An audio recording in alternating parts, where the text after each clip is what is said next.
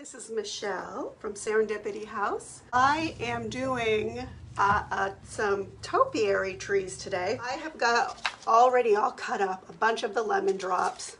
Can you see the texture I have on there?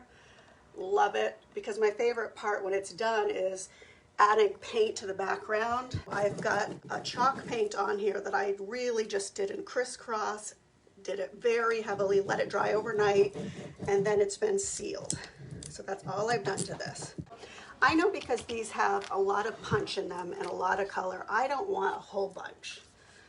Well, let's put one kind of up high.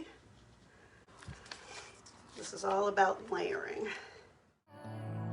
We can keep the windows open.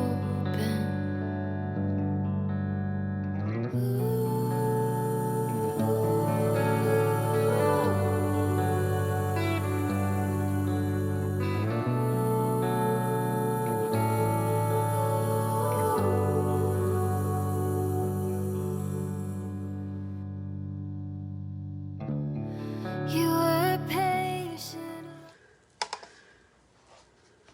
Start painting kind of loosely with the water. And I'm just going to kind of loosely paint around, leaving some of the white.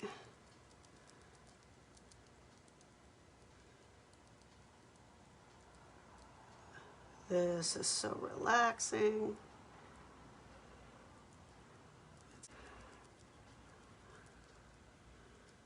I like the kind of watercolor effect that you get. Your brush strokes are going to show, and it's going to pick up the texture that you started with.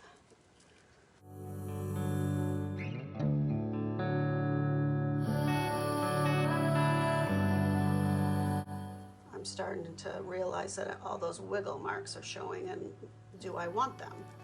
So if I don't, I could go back and I could just brush right through. Don't like those marks. Really, you can just keep playing with this by adding water.